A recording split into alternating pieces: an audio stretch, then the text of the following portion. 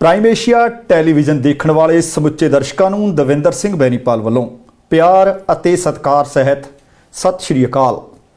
Prime time with Benipal ਵਿੱਚ ਤੁਹਾਡਾ ਸਭਨਾਂ ਦਾ ਹਾਰਦਿਕ ਸਵਾਗਤ ਹੈ। ਦੋਸਤੋ, ਅਸੀਂ ਗੱਲਬਾਤ ਕਰਾਂਗੇ ਕੈਨੇਡਾ ਦੀ ਇਮੀਗ੍ਰੇਸ਼ਨ ਦੇ ਬਾਬਤ। ਇਮੀਗ੍ਰੇਸ਼ਨ ਨੂੰ ਲੈ ਕੇ ਬਹੁਤ ਸਾਰੀਆਂ ਦੁਵਿਧਾਵਾਂ ਨੇ, ਬਹੁਤ ਸਾਰੇ ਦਰਸ਼ਕਾਂ ਦੇ ਮਨਾਂ ਵਿੱਚ ਚਿੰਤਾਵਾਂ ਨੇ। ਕਈਆਂ ਨੇ ਸ਼ੱਕ, ਕਈਆਂ ਨੇ ਭਰਮ ਭੁਲੇਖੇ ਪੈਦਾ ਕਰ ਦਿੱਤੇ ਆ ਕਿ ਆਹ ਬੰਦ ਹੋ ਗਿਆ, ਉਹ ਖੁੱਲ੍ਹ ਗਿਆ। ਕੋਵਿਡ-19 ਪੈਂਡੈਮਿਕ ਦੇ ਕਾਰਨ ਵੱਡੀਆਂ ਤਬਦੀਲੀਆਂ ਹੋ ਗਈਆਂ ਨੇ। ਸੋ ਇਹ ਸਾਰੇ ਜਿਹੜੇ ਤੁਹਾਡੇ ਸਵਾਲ ਸਾਡੇ ਕੋਲ ਰੋਜ਼ਾਨਾ ਪਹੁੰਚਦੇ ਆ, ਇਹਨਾਂ ਸਵਾਲਾਂ ਦੇ ਜਵਾਬ ਅੱਜ ਅਸੀਂ ਲੈਣ ਦੀ ਕੋਸ਼ਿਸ਼ ਕਰਾਂਗੇ।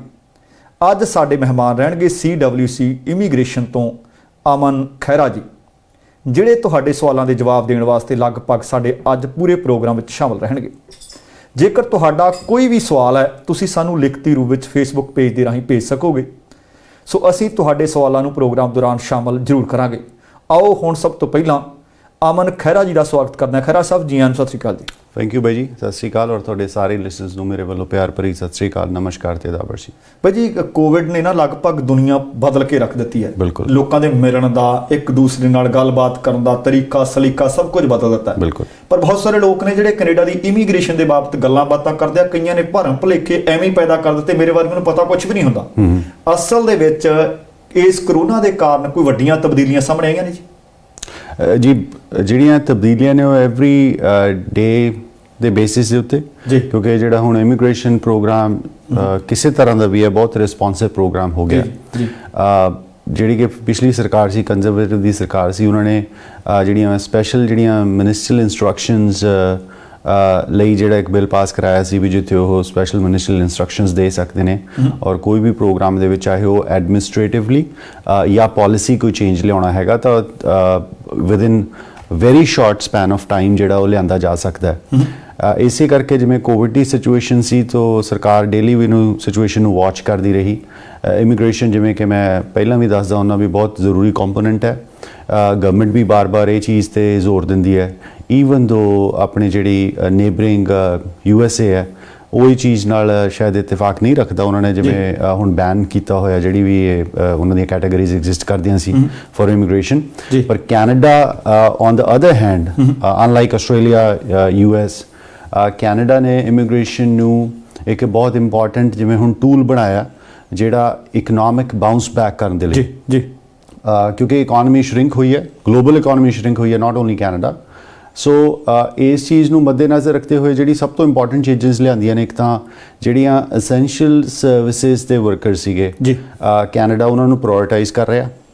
ਗਲੋਬਲ ਟੈਲੈਂਟ ਉਹਨਾਂ ਨੂੰ ਕੈਨੇਡਾ ਜਿਹੜਾ ਪ੍ਰਾਇੋਰਟਾਈਜ਼ ਕਰ ਰਿਹਾ।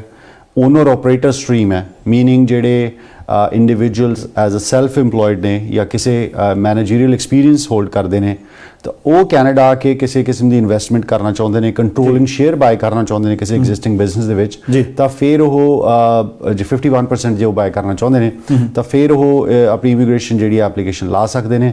ਇਸ ਤੋਂ ਇਲਾਵਾ ਸਟੂਡੈਂਟਸ, ਜਿਵੇਂ ਮੈਂ ਪਹਿਲਾਂ ਵੀ ਜ਼ਿਕਰ ਕੀਤਾ ਸੀ ਵੀ ਸਟੂਡੈਂਟਸ ਲਈ ਸਰਕਾਰ ਨੇ ਜਿਹੜੇ ਸਭ ਤੋਂ ਮੇਜਰ ਚੇਂਜਸ ਲਿਆਂਦੀਆਂ ਸੀ, ਬਿਕੋਜ਼ ਪਾਲਿਸੀ ਇਹ ਸੀਗੀ ਵੀ ਜੇ ਕੋਈ ਸਟੂਡੈਂਟ ਆਨਲਾਈਨ ਪੜ੍ਹਦਾ ਤਾਂ ਉਹਨਾਂ ਨੂੰ ਪੋਸਟ ਗ੍ਰੈਜੂਏਟ ਵਰਕ ਪਰਮਿਟ ਜਿਹੜਾ ਨਹੀਂ ਮਿਲੇਗਾ।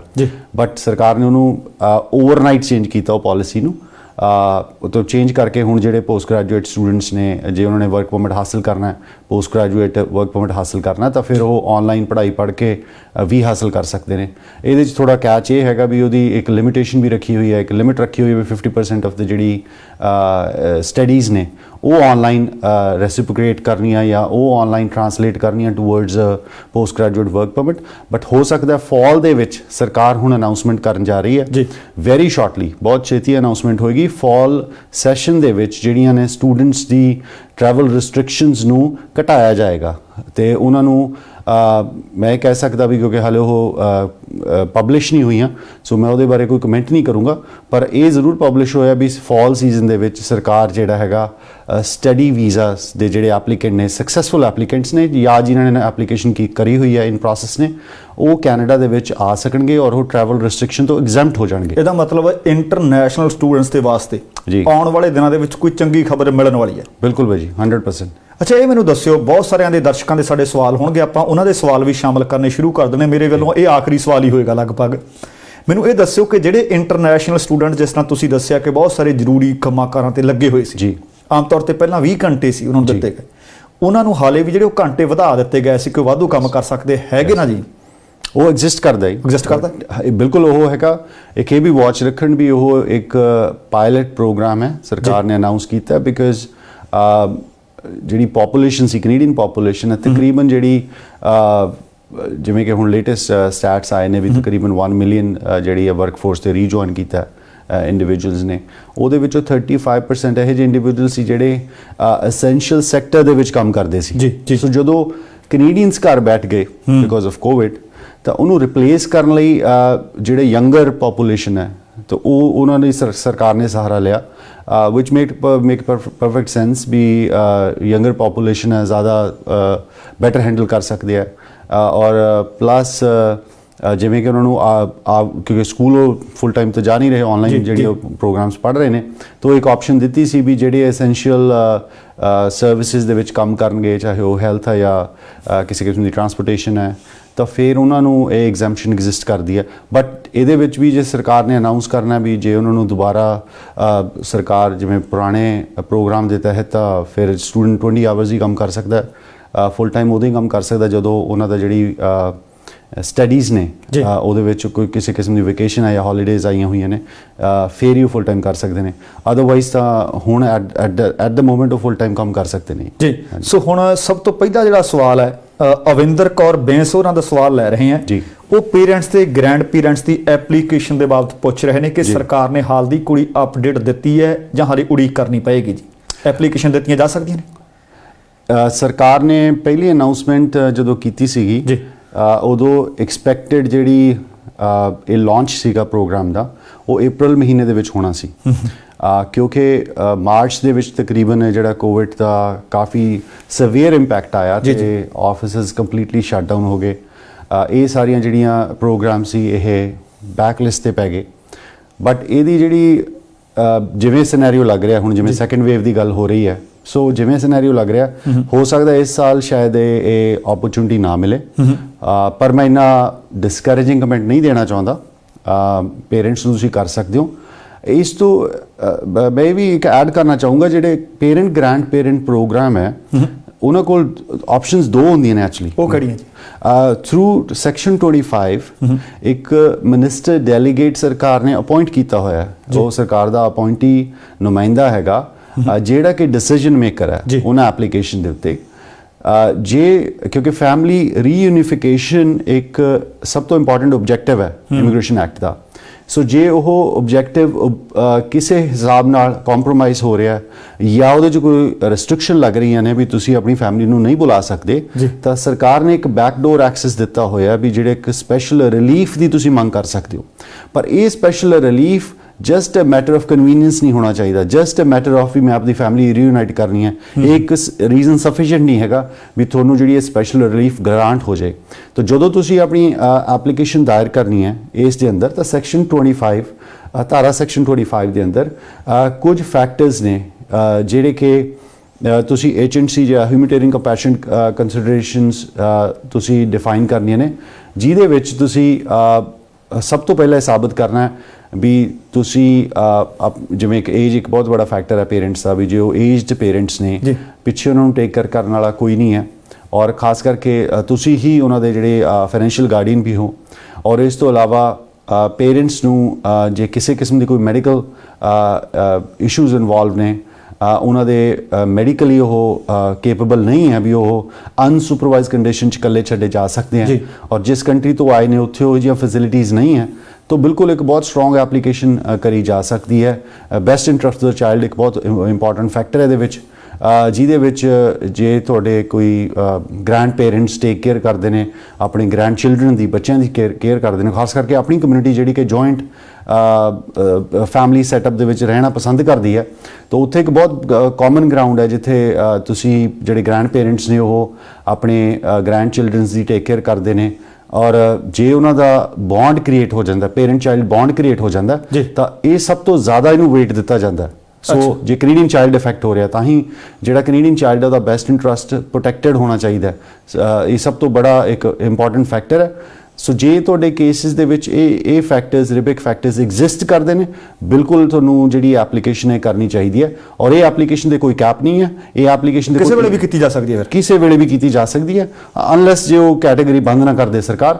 ਔਰ ਇਸ ਤੋਂ ਇਲਾਵਾ ਜਿਹੜੀ ਖਾਸ ਕਰਕੇ ਹੁਣ ਕਿਉਂਕਿ ਲੋਟਰੀ ਸਿਸਟਮ ਸੀ, ਇਸ ਤੋਂ ਇਲਾਵਾ ਸਰਕਾਰ ਨੇ ਪਿਛਲੇ ਜਦੋਂ ਸਾਲ 20,000 ਐਪਲੀਕੇਸ਼ਨਸ ਖੋਲੀਆਂ ਸੀ ਫਸਟ ਕਮ ਫਸਟ ਸਰਵ, ਉਹ ਵੀ ਸਕਸੈਸਫੁਲ ਨਹੀਂ ਰਿਹਾ।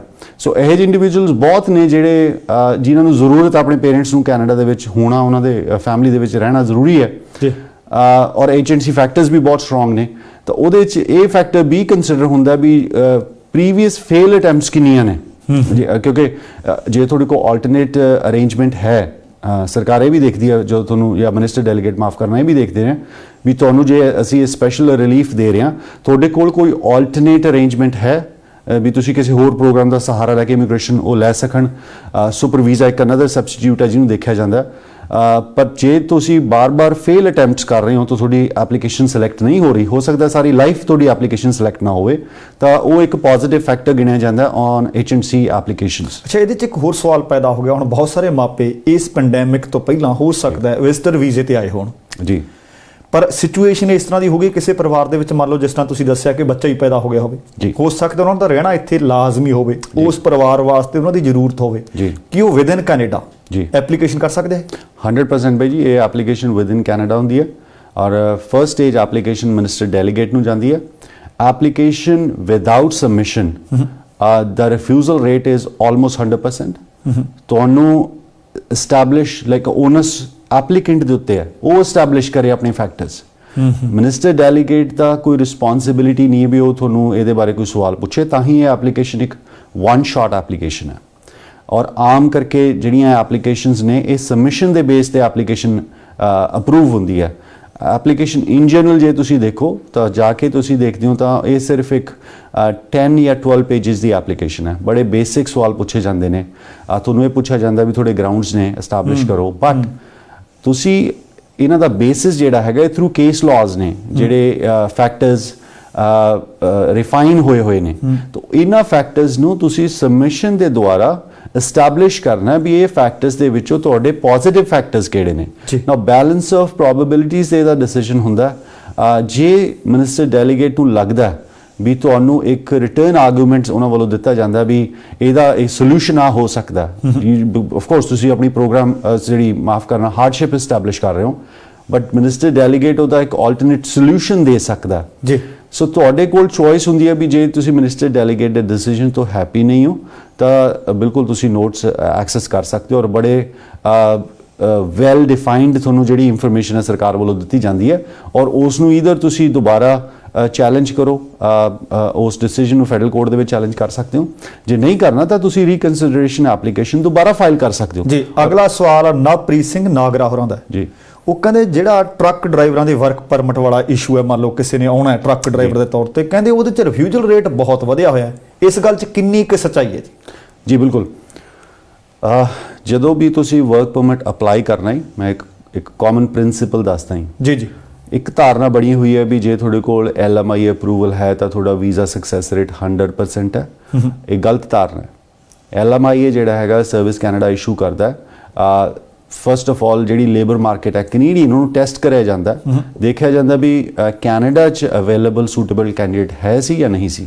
ਉਸ ਤੋਂ ਬਾਅਦ ਜਿਹੜਾ ਹੈਗਾ ਜੇ ਉਹ ਪੋਜ਼ਿਟਿਵ ਫੈਕਟਰ ਹੈਗਾ, ਮੀਨਿੰਗ ਤੁਹਾਡੇ ਕੈਨੇਡਾ ਦੇ ਵਿੱਚ ਆਉਣ ਨਾਲ ਪਲੱਸ ਤੁਹਾਨੂੰ ਜਿਹੜਾ ਇੰਪਲੋਇਰ ਨੂੰ ਕੈਨੇਡੀਅਨ ਨਹੀਂ ਮਿਲਿਆ, ਤਾਂ ਲੇਬਰ ਮਾਰਕੀਟ ਤੇ ਪੋਜ਼ਿਟਿਵ ਇੰਪੈਕਟ ਪਏਗਾ, ਫਿਰ ਤੁਹਾਡੀ ਜਿਹੜੀ LMI ਅਪਰੂਵ ਹੁੰਦੀ ਹੈ। ਨਾਓ ਸੈਕੰਡ ਸਟੇਜ ਹੈਗੀ ਵਰਕ ਪਰਮਿਟ। ਵਰਕ ਪਰਮਿਟ ਦੋ ਤਰ੍ਹਾਂ ਦੀ ਐਪਲੀਕੇਸ਼ਨਸ ਬਣ ਜਾਂਦੀਆਂ ਨੇ। ਇੱਕ ਤਾਂ ਹੈਗੇ ਜਿਹੜੇ ਕੈਂਡੀਡੇਟਸ ਵੀਜ਼ਾ ਐਗਜ਼ੈਂਪਟ ਕੰਟਰੀਜ਼ ਤੋਂ ਨੇ ਜੀ ਜੀ, ਸੋ ਉਹਨਾਂ ਦੀ ਜਿਹੜੀ ਅਸੈਸਮੈਂਟ ਉਹ ਲਿਟਲ ਡਿਫਰੈਂਟ ਅਸੈਸਮੈਂਟ ਹੈ, ਸਕਸੈਸ ਰੇਟ ਬਿਲਕੁਲ ਡਿਫਰੈਂਟ ਹੈਗਾ ਜੀ।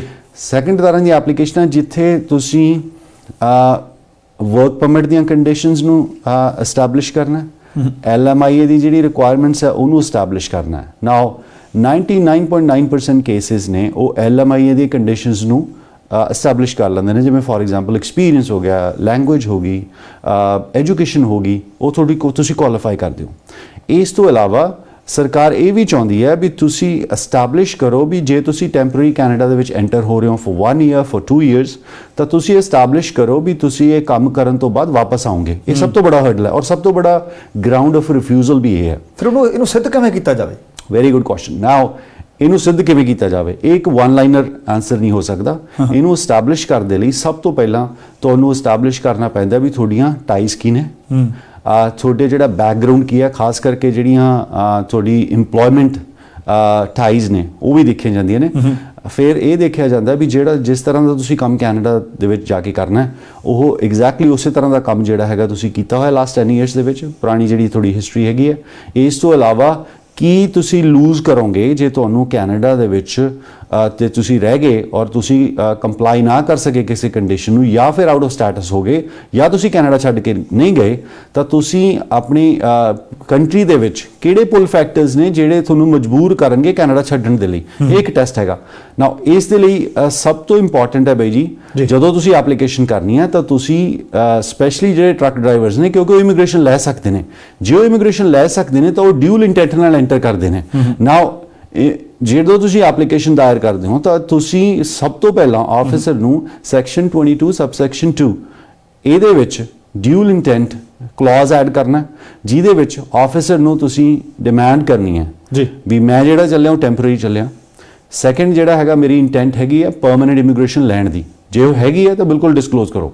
Third very important, already court ਦੇ ਵਿੱਚ ਇਹ ਐਸਟੈਬਲਿਸ਼ ਹੋ ਚੁੱਕਿਆ ਵੀ ਜਿਹੜੇ ਇੰਡੀਵਿਜੂਅਲ ਡਿਊਲ ਇੰਟੈਂਟ ਨਾਲ ਕੈਨੇਡਾ ਦੇ ਵਿੱਚ ਲੈਂਡ ਕਰਨਗੇ ਤਾਂ ਆਫਿਸਰ ਜਿਹੜਾ 179 ਹੈ ਉਹਨੂੰ ਰਿਜਿਡਲੀ ਅਪਲਾਈ ਨਹੀਂ ਕਰੇਗਾ, ਸੌਫਟਲੀ ਅਪਲਾਈ ਕਰੇਗਾ। ਸੋ ਦੈਟ ਇਜ਼ ਉਹ ਤੁਹਾਡਾ ਸਿਰਫ ਐਂਡ ਸਿਰਫ ਇੱਕ ਤੁਹਾਨੂੰ ਰੂਮ ਮਿਲ ਜਾਂਦਾ ਆਪਣਾ ਕੇਸ ਸਟਰੋਂਗ ਗਰਾਊਂਡਸ ਤੇ ਐਸਟੈਬਲਿਸ਼ ਕਰਨ ਦੇ ਲਈ। ਨਾਓ ਇਸ ਤੋਂ ਇਲਾਵਾ ਕੋਰਟ ਜਦੋਂ ਤੁਸੀਂ ਐਪਲੀਕੇਸ਼ਨ ਦਾਇਰ ਕਰਨੀ ਹੈ ਤਾਂ ਵੀਜ਼ਾ ਆਫਿਸਰ ਨੂੰ ਆਪਣੀ ਇਨਫੋਰਮੇਸ਼ਨ ਦਿੱਤੀ, ਉਹ ਤੋਂ ਬਾਅਦ ਤੁਸੀਂ ਵਾਰਨ ਵੀ ਕਰ ਸਕਦੇ ਹੋ ਵੀ ਜੇ ਤੁਹਾਡੀ ਐਪਲੀਕੇਸ਼ਨ ਤੇ ਡਿਨਾਇਲ ਆਉਂਦਾ ਤਾਂ ਵਨ ਲਾਈਨਰ ਤੁਹਾਨੂੰ ਆਨਸਰ ਨਹੀਂ ਚਾਹੀਦਾ, ਕਿਉਂਕਿ ਕੋਰਟ ਨੇ ਇਹ ਵੀ ਕਿਹਾ ਵੀ ਜਿਹੜਾ ਰਿਫਿਊਜ਼ਲ ਹੈ ਉਹ ਵੈਲ ਡਿਫਾਈਨਡ ਹੋਣਾ ਚਾਹੀਦਾ, ਨਾਟ ਵੀ ਕਿ ਤੁਹਾਨੂੰ ਇੱਕ ਮਾਰਕ ਕਰਕੇ ਟਿਕ ਕਰਕੇ ਦੇਤਾ ਵੀ ਤੁਸੀਂ ਜੀ ਵਾਪਸ ਨਹੀਂ ਆਉਣਾ ਹੈਗਾ, ਥੈਂਕ ਯੂ ਵੈਰੀ ਮਚ। ਸੋ ਬੰਦਾ ਐਪਲੀਕੇਸ਼ਨ ਕਰਕੇ ਘਰ ਲੇਟ ਪਹੁੰਚਦਾ, ਉਹ ਤੋਂ ਪਹਿਲਾਂ ਉਹਦੀ ਰਿਫਿਊਜ਼ਲ ਆਉਂਦੀ ਹੈ। ਐਗਜ਼ੈਕਟਲੀ। ਸੋ ਉਹਨਾਂ ਕੇਸਿਸ ਦੇ ਵਿੱਚ ਇਹ ਐਂਡ ਸੈਕੰਡ ਸਭ ਤੋਂ ਬੜੀ ਇੰਪੋਰਟੈਂਟ ਗੱਲ ਹੈ ਬਈ ਜੀ ਤੁਹਾਨੂੰ ਰਿਪਰੈਜ਼ੈਂਟ ਕੌਣ ਕਰਦਾ। ਸੋ ਜੇ ਕੋਈ ਕੰਪੀਟੈਂਟ ਇੰਡੀਵਿਜੂਅਲ ਰਿਪਰੈਜ਼ੈਂਟ ਕਰ ਰਿਹਾ, ਉਹ ਕੇਸ ਤੁਹਾਡਾ ਉੱਥੇ ਤੱਕ ਖਤਮ ਨਹੀਂ ਕਰ ਰਿਹਾ ਵੀ ਵੀਜ਼ਾ ਆਫਿਸਰ ਦਾ decision is full and final. Visa officer ਦਾ decision is not full and final. ਜੇ ਉਹ ਤੁਹਾਡਾ ਕੇਸ ਅੱਗੇ ਕੋਰਟ ਦੇ ਵਿੱਚ ਲੈ ਕੇ ਜਾਣ ਦੇ ਸਮਰੱਥ ਹੈ ਔਰ ਉਹਨੇ ਪਹਿਲਾਂ ਇਹ ਅਪੀਲਸ ਕੀਤੀਆਂ ਹੋਈਆਂ ਨੇ, ਕਿਉਂਕਿ ਇਹ ਜੁਡੀਸ਼ੀਅਲ ਰਿਵਿਊ ਅਪੀਲਸ ਨੇ, ਮੀਨਿੰਗ ਤੁਸੀਂ ਰੀਵਿਜ਼ਿਟ ਨਹੀਂ ਕਰ ਸਕਦੇ ਜਾਂ ਨਵੀਂ ਇਨਫੋਰਮੇਸ਼ਨ ਐਡ ਆਨ ਨਹੀਂ ਕਰ ਸਕਦੇ, ਜਦੋਂ ਪਹਿਲੀ ਇਨਫੋਰਮੇਸ਼ਨ ਦੇ ਆਧਾਰ ਤੇ ਤੁਸੀਂ ਆਪਣੀ ਅਪੀਲ ਕਰ ਸਕਦੇ ਹੋ 100%। ਤਾਂ ਉਹ ਬਹੁਤ ਇੰਪੋਰਟੈਂਟ ਹੈ ਵੀ ਤੁਸੀਂ ਪਹਿਲੀ ਇਨਫੋਰਮੇਸ਼ਨ ਜਿਹੜੀ ਹੈ ਫਰਸਟ ਹੈਂਡ ਇਨਫੋਰਮੇਸ਼ਨ ਦਿੱਤੀ ਕੀ ਸੀ। ਜੇ ਉਹ ਇਨਕੰਪਲੀਟ ਹੈ ਜਾਂ ਵੀਜ਼ਾ ਆਫਿਸਰ ਲਈ ਇਨਫ ਨਹੀਂ ਹੈ ਡਿਸੀਜਨ ਬਣਾਉਣਾ, ਤਾਂ ਬੈਲੈਂਸ ਡਿਸੀਜਨ ਬਣਾਉਣਾ, ਤਾਂ ਬਿਲਕੁਲ ਉਹ ਐਪਲੀਕੇਸ਼ਨ ਡਿਨਾਈ ਕਰ ਸਕਦਾ ਔਰ ਤੁਹਾਡੇ ਅਪੀਲ ਦੇ ਵਿੱਚ ਚਾਂਸਸ ਵੀ ਜਿਹੜੇ ਨੇ ਜ਼ੀਰੋ ਹੋ ਜਾਂਦੇ ਨੇ। ਸੋ ਅਗਲਾ ਸਵਾਲ ਜਿਹੜਾ ਉਹ ਦੋ ਜਣਿਆਂ ਦਾ ਲਗਭਗ ਹੋ ਸਕਦਾ, ਹੋਰਾਂ ਦਾ ਵੀ ਆ ਜੇ। ਹਰਪ੍ਰੀਤ ਕੌਰ ਦਾ ਵੀ ਇਹੀ ਸਵਾਲ ਹੈ ਜੀ, ਤੇ ਇਹਦੇ ਨਾਲ ਸੁਖਬੀਰ ਸਿੰਘ ਦਾ ਵੀ ਇਹੀ ਸਵਾਲ ਹੈ ਜੀ ਕਿ ਨੈਣੀ ਪ੍ਰੋਗਰਾਮ ਦੇ ਬਾਬਤ ਸਾਨੂੰ ਜਾਣਕਾਰੀ ਦਿੱਤੀ ਜਾਵੇ। ਕਈ ਕਹਿੰਦੇ ਨੇ ਬੰਦ ਹੋ ਚੁੱਕਿਆ, ਕਈ ਕਹਿੰਦੇ ਨੇ ਖੁੱਲ੍ਹਾ, ਦਰਅਸਲ ਹੈ ਕੀ ਜੀ? ਨੈਣੀ ਪ੍ਰੋਗਰਾਮ ਹੈ ਜੀ ਇੱਕ ਨਵੀਂ ਇੰਟਰੋਡਕਸ਼ਨ ਹੋਈ ਹੈ ਲਾਸਟ ਈਅਰ ਦੇ ਵਿੱਚ। ਜਿਹੜਾ ਪਿਛਲਾ ਲਿਵ ਇਨ ਕੇਅਰਗਿਵਰ ਪ੍ਰੋਗਰਾਮ ਸੀ ਉਹ ਟਰਮੀਨੇਟ ਕਰਕੇ ਨਵਾਂ ਪ੍ਰੋਗਰਾਮ ਜਿਹੜਾ ਹੈਗਾ ਲਾਂਚ ਕੀਤਾ ਸਰਕਾਰ ਨੇ, ਜਿਹਦੇ ਵਿੱਚ ਦੋ ਡਿਫਰੈਂਟ ਕੈਟਾਗਰੀਜ਼ ਦੇ ਵਿੱਚ ਇਹਨੂੰ ਡਿਵਾਈਡ ਕੀਤਾ। ਇੱਕ ਜਿਹੜੇ ਹੈਗੇ ਆ ਚਾਈਲਡ ਕੇਅਰ ਪ੍ਰੋਵਾਈਡਰਸ ਨੇ, ਦੂਸਰੇ ਜਿਹੜੇ ਹੈਗੇ ਐਲਡਰਲੀ ਕੇਅਰ ਪ੍ਰੋਵਾਈਡਰਸ ਨੇ। ਨਾ ਇਹ ਪ੍ਰੋਗਰਾਮ ਸਰਕਾਰ ਨੇ ਪੁਰਾਣੇ ਪ੍ਰੋਗਰਾਮਸ ਨੂੰ ਜਿਹੜੀਆਂ ਉਹਨਾਂ ਦੀਆਂ ਡਿਸਐਡਵਾਂਟੇਜਸ ਸੀਗੇ ਜਾਂ ਜਿਹੜੀ ਉਹਨਾਂ ਦੇ ਵਿੱਚ ਪ੍ਰੋਬਲਮ ਸੀਗੀਆਂ, ਜਾਂ ਜਿਹੜੇ ਨੈਨੀਜ਼ ਕੈਨੇਡਾ, ਕਿਉਂਕਿ ਇੱਕ ਬੜੀ ਸਟਰਗਲ ਸੀ ਜਦੋਂ ਤੁਸੀਂ ਕੈਨੇਡਾ ਦੇ ਵਿੱਚ ਲੈਂਡ ਕਰਨਾ ਇਜ਼ ਨਾਟ ਦੈਟ ਡਿਫਿਕਲਟ। ਤੁਸੀਂ ਐਜ਼ ਅ ਨੈਨੀ ਕੈਨੇਡਾ ਵਿੱਚ ਆ ਜਾਂਦੇ ਹੋ ਕਿਉਂਕਿ requirement is very simple, but ਉਹ ਤੋਂ ਬਾਅਦ ਜਦੋਂ ਤੁਸੀਂ ਇਮੀਗ੍ਰੇਸ਼ਨ ਲੈਣੀ ਹੈ ਤਾਂ ਉਹ ਇੱਕ ਬਹੁਤ ਬੜੀ ਹਰਡਲ ਹੁੰਦੀ ਸੀ। ਕਾਫੀ ਨੈਨੀਜ਼ ਕੈਨੇਡਾ ਦੇ ਵਿੱਚ ਆਈਆਂ, ਕਈ ਸਾਲ ਹੋ ਗਏ। ਐਗਜ਼ੈਕਟਲੀ, ਜੇ ਤੁਹਾਨੂੰ ਯਾਦ ਵੀ ਹੋਏਗਾ ਤਾਂ ਕਾਫੀ ਸਟਰਗਲ ਵੀ ਰਹੀ ਹੈ ਵੀ ਲੋਕ 5-5 6-6 ਸਾਲ ਆਪਣੀ ਫੈਮਿਲੀ ਤੋਂ ਦੂਰ ਰਹਿੰਦੇ ਸੀ। ਇੱਕ ਪਾਸੇ ਸਰਕਾਰ ਕਹਿੰਦੀ ਹੈ ਵੀ ਫੈਮਿਲੀ ਰੀਯੂਨੀਫਿਕੇਸ਼ਨ ਇੱਕ ਉਹਨਾਂ ਦਾ ਪ੍ਰਾਇਮਰੀ ਆਬਜੈਕਟਿਵ ਹੈ, ਤਾਂ ਇਹ ਜਿਹੜੀ ਡਿਲੇ ਸੀਗੀ ਇਹ ਜਸਟੀਫਾਈਡ ਨਹੀਂ ਸੀਗੀ।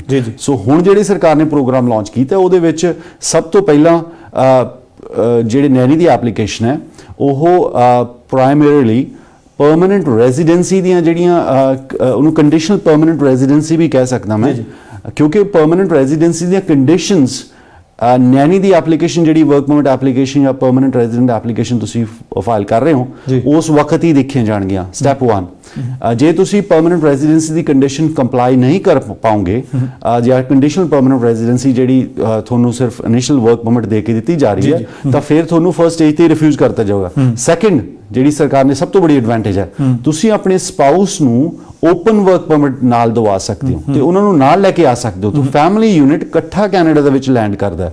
ਥਰਡ, ਸਭ ਤੋਂ ਇੰਪੋਰਟੈਂਟ, ਇਹ ਇੱਕ EMPLOYE ਡਰਿਵਨ ਪ੍ਰੋਸੈਸ ਸੀ ਜਿਹਦਾ ਕਿ ਬਹੁਤ ਜ਼ਿਆਦਾ ਨੈਨੀਜ਼ ਦੀ ਇਹ ਕੰਪਲੇਂਟ ਰਹੀ ਹੈ ਵੀ ਨੈਨੀਜ਼ ਐਕਸਪਲੋਇਟ ਹੁੰਦੀਆਂ ਸੀ ਕੈਨੇਡਾ ਦੇ ਵਿੱਚ ਆ ਕੇ, ਚਾਹੇ ਉਹਨਾਂ ਤੋਂ ਓਵਰ ਟਾਈਮ ਪੇ ਨਹੀਂ ਹੁੰਦਾ ਸੀ ਜਾਂ ਉਹਨਾਂ ਨੂੰ ਜਿਹੜਾ ਹੈਗਾ ਜ਼ਿਆਦਾ ਕੰਮ ਕਰਨਾ ਪੈਂਦਾ ਸੀ।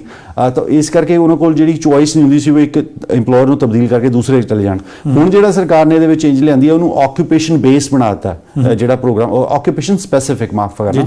ਸੋ ਇਟ ਮੀਨਸ ਨੈਨੀ ਜੇ ਕੈਨੇਡਾ ਦੇ ਵਿੱਚ ਲੈਂਡ ਹੋਏ ਨਾ ਤਾਂ ਕਿਸੇ ਵੀ EMPLOYER ਨਾਲ ਕਿਸੇ ਵੀ ਵਕਤ ਜਾ ਕੇ ਕੰਮ ਕਰ ਸਕਦੇ ਨੇ। ਸੋ ਇਸ ਤੋਂ ਇਲਾਵਾ ਜੇ ਬੱਚੇ ਉਹਨਾਂ ਦੇ ਨਾਲ ਆਏ ਹੋਏ ਨੇ ਨੈਨੀਜ਼ ਦੇ ਤਾਂ ਫਿਰ ਉਹ ਫ੍ਰੀ ਆਫ ਕਾਸਟ ਜਿਹੜਾ ਹੈਗਾ ਕੈਨੇਡਾ ਦੇ ਵਿੱਚ ਆ ਕੇ ਪੜ੍ਹ ਸਕਦੇ ਨੇ। ਹੁਣ ਜਿਹੜਾ ਇਹ ਪ੍ਰੋਗਰਾਮ ਹੈ ਇੰਨਾ ਵਧੀਆ ਪ੍ਰੋਗਰਾਮ ਹੈ, ਜੇ ਕੋਈ Canada as a nanny land ਕਰਦਾ ਵਿਦ ਦ ਹਸਬੈਂਡ ਵਿਦ ਉਹਨਾਂ ਦੇ ਬੱਚਿਆਂ ਦੇ ਨਾਲ ਤਾਂ as good as a PR Canada ਦੇ ਵਿੱਚ ਰਹਿਣਗੇ ਔਰ ਸਾਰੀਆਂ ਫੈਸਿਲਿਟੀਜ਼ ਜਿਹੜੀਆਂ ਨੇ ਸਾਰੀਆਂ ਇੰਜੋਏ ਕਰਨਗੇ ਕੈਨੇਡਾ ਦੇ ਵਿੱਚ। ਔਰ ਇਸ ਤੋਂ ਇਲਾਵਾ ਜਿਹੜੇ ਮੈਡੀਕਲ ਨੇ ਉਹ ਸਾਰੀ ਫੈਮਿਲੀ ਦਾ ਕਵਰਡ ਹੋਏਗਾ। ਅੱਛਾ, ਅਗਲਾ ਜਿਹੜਾ ਸਵਾਲ ਹੈ, ਪਰਮੀਤ ਕੌਰ ਅਮਰੀਕਾ ਤੋਂ ਭੇਜ ਰਹੇ ਨੇ, ਉਹ ਕਹਿੰਦੇ ਸਾਨੂੰ ਇਹ ਦੱਸਿਓ ਕਿ ਅਮਰੀਕਨ ਨੇ ਜਿਹੜੇ ਕੈਨੇਡਾ ਦੇ ਵਿੱਚ ਆ ਸਕਦੇ ਆ, ਕਹਿੰਦੇ ਅਸੀਂ ਅਮਰੀਕਨ ਸਿਟੀਜ਼ਨ ਹੈ ਪਰ ਕੈਨੇਡਾ ਦੇ ਵਿੱਚ ਮੂਵ ਹੋਣਾ ਚਾਹੁੰਦੇ ਆ, ਸਾਨੂੰ ਕੀ ਕਰਨਾ ਪਏਗਾ? ਜੀ, ਬੀਇੰਗ ਅਮਰੀਕਨ ਸਿਟੀਜ਼ਨ ਉਹਨਾਂ ਕੋਲ ਸਭ ਤੋਂ ਬੜੀ ਐਡਵਾਂਟੇਜ ਹੈ ਉਹ ਵੀਜ਼ਾ ਐਗਜ਼ੈਂਪਟ ਕੰਟਰੀ ਨੂੰ ਬਿਲੋਂਗ ਕਰਦੇ ਨੇ। ਕਈ ਕੁਝ ਕੈਟਾਗਰੀਜ਼ ਨੇ ਜਿੱਥੇ ਉਹਨਾਂ ਨੂੰ ਕਾਫੀ ਬੜੀ ਪ੍ਰਿਵਿਲੇਜ ਹੋਣੀ ਹੈ ਜੇ ਉਹ ਕਿਸੇ ਕਿਸਮ ਦੀ ਇਨਵੈਸਟਮੈਂਟ ਕੈਨੇਡਾ ਦੇ ਵਿੱਚ ਕਰ ਰਹੇ ਨੇ। Being a US national coffee exemptions ਹੈਗੀਆਂ।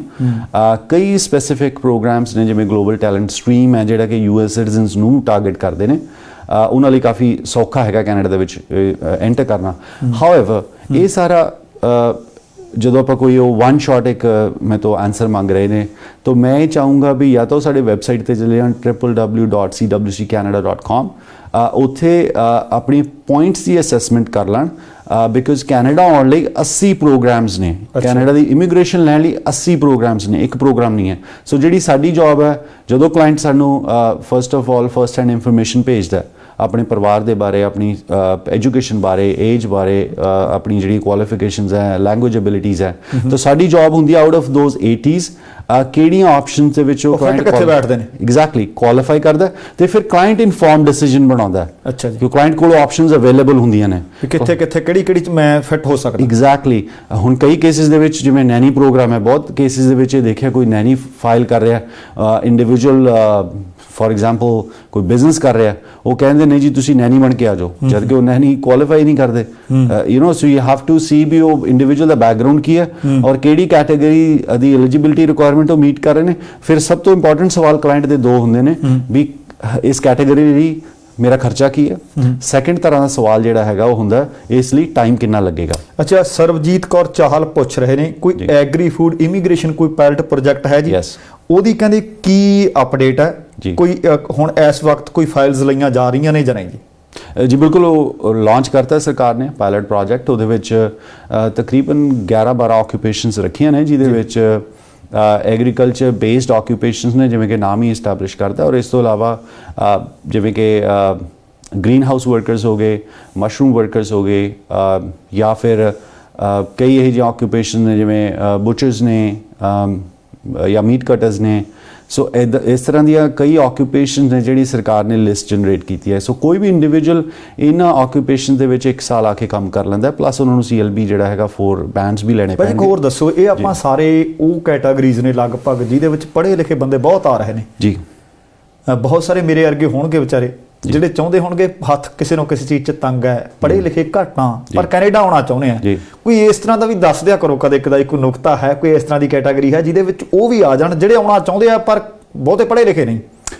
ਬਿਲਕੁਲ, ਸਰਕਾਰ ਨੇ 2 ਤਰ੍ਹਾਂ ਦੀਆਂ ਕਲਾਸੀਫਿਕੇਸ਼ਨਸ ਕੀਤੀਆਂ ਨੇ। ਇੱਕ ਜਿਹੜੇ ਹੈਗੇ ਆ ਹਾਈਲੀ ਸਕਿਲਡ ਇੰਡੀਵਿਜੂਅਲਸ ਹੈ, ਸੈਕੰਡ ਕਲਾਸੀਫਿਕੇਸ਼ਨ ਹੈ ਜਿਹੜੇ ਸੈਮੀ ਸਕਿਲਡ ਜਾਂ ਐਂਟਰੀ ਲੈਵਲ ਇੰਡੀਵਿਜੂਅਲਸ ਨੇ, ਔਰ ਐਸੈਂਸ਼ੀਅਲ ਵਰਕਰਸ ਨੇ ਜਿਨ੍ਹਾਂ ਦੀ ਜਿਸ ਜੌਬ ਦੇ ਉੱਤੇ ਕੈਨੇਡੀਅਨਸ ਜ਼ਿਆਦਾ ਪਸੰਦ ਨਹੀਂ ਕਰਦੇ ਕੰਮ ਕਰਨਾ ਲੌਂਗ ਟਰਮ ਬੇਸਿਸ ਤੇ, ਤਾਂ ਫਿਰ ਉਹਨਾਂ ਦੀ ਰਿਪਲੇਸਮੈਂਟ ਲਈ ਜਿਹੜੇ ਫੋਰਨ ਵਰਕਰਸ ਨੇ, ਕਿਉਂਕਿ ਇਮੀਗ੍ਰੇਸ਼ਨ ਹੋਣਾ ਪਰਮਨੈਂਟ ਰੈਜ਼ੀਡੈਂਸੀ ਇੱਕ ਇੰਪੋਰਟੈਂਟ ਜਿਹੜਾ ਹਰ ਇੱਕ ਇੰਡੀਵਿਜੂਅਲ ਜਦੋਂ ਐਪਲੀਕੇਸ਼ਨ ਫਾਈਲ ਕਰਦਾ, ਸਭ ਤੋਂ ਇੰਪੋਰਟੈਂਟ ਉਹਦਾ ਸਵਾਲ ਹੁੰਦਾ ਵੀ ਉਹਨੂੰ ਇਮੀਗ੍ਰੇਸ਼ਨ ਮਿਲ ਰਹੀ ਹੈ ਕਿ ਨਹੀਂ ਮਿਲ ਰਹੀ। ਜੇ ਉਹਨੂੰ ਇਮੀਗ੍ਰੇਸ਼ਨ ਨਹੀਂ ਮਿਲ ਰਹੀ ਤਾਂ ਉਹਦੀ ਡਿਸਕਰੇਜਮੈਂਟ ਬਹੁਤ ਵੱਡੀ ਹੈ ਤੇ ਉਹ ਕੈਨੇਡਾ ਨਹੀਂ ਆਉਣਾ ਪਸੰਦ ਕਰੇਗਾ।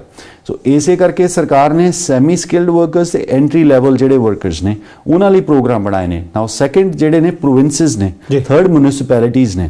ਹੁਣ ਮਿਊਨਿਸਪੈਲਿਟੀ ਲੈਵਲ ਤੱਕ ਦੀ ਇਮੀਗ੍ਰੇਸ਼ਨ ਹੋ ਰਹੀ ਹੈ। ਅੱਛਾ, ਸਰਕਾਰ ਮੈਂ ਪਹਿਲੀ ਵਾਰੀ ਸੁਣਿਆ ਜੀ। ਅੱਗੇ ਤਾਂ ਇਹ ਤਾਂ ਸੁਣਿਆ ਸੀ ਕਿ ਪ੍ਰੋਵਿੰਸ਼ੀਅਲੀ ਨੋਮੀਨੀ ਪ੍ਰੋਗਰਾਮ ਚੱਲਦੇ ਆ, ਉਹਨਾਂ ਦੇ ਆਪਣੇ ਪ੍ਰੋਗਰਾਮ ਨੇ, ਪਰ ਮਿਊਨਿਸਪੈਲਿਟੀ ਵਾਲਾ ਪਹਿਲਾਂ ਤੋਂ ਚੱਲਦਾ ਜਾਂ ਨਵਾਂ ਜੀ? ਇਹ ਨਵਾਂ ਲਾਂਚ ਹੋਇਆ ਇਹ ਪ੍ਰੋਗਰਾਮ। ਇਹਦੇ ਵਿੱਚ ਮਾਫ ਕਰਨਾ, ਲਾਂਚ ਹੋਣਾ ਜਿਹੜਾ ਮੋਰ ਸਪੈਸੀਫਿਕ ਹੈ। ਅੱਛਾ ਜੀ।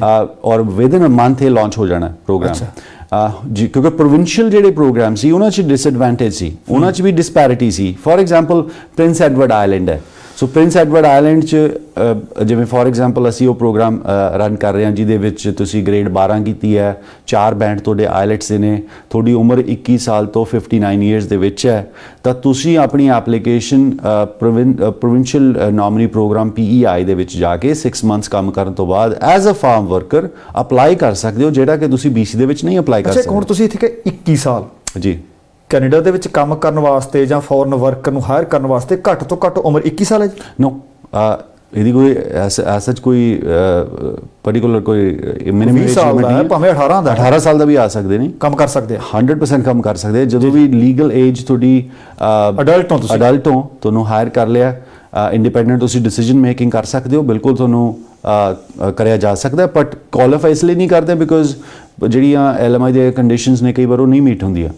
ਬਟ ਜਿਵੇਂ ਪਰਮਨੈਂਟ ਰੈਜ਼ੀਡੈਂਸੀ ਉਹਦੇ ਲਈ ਸਰਕਾਰ ਨੇ ਲਿਮਿਟ ਰੱਖੀ ਹੋਈ ਹੈ ਵੀ ਕਿੰਨਾ ਮਿਨੀਮਮ ਏਜ ਹੋਵੇ ਜਿੱਥੇ ਉਹ ਅਪਲਾਈ ਕਰ ਸਕਦਾ, ਉਹ ਵੀ ਪ੍ਰੋਵਿੰਸ ਟੂ ਪ੍ਰੋਵਿੰਸ ਡਿਪੈਂਡ ਕਰਦਾ।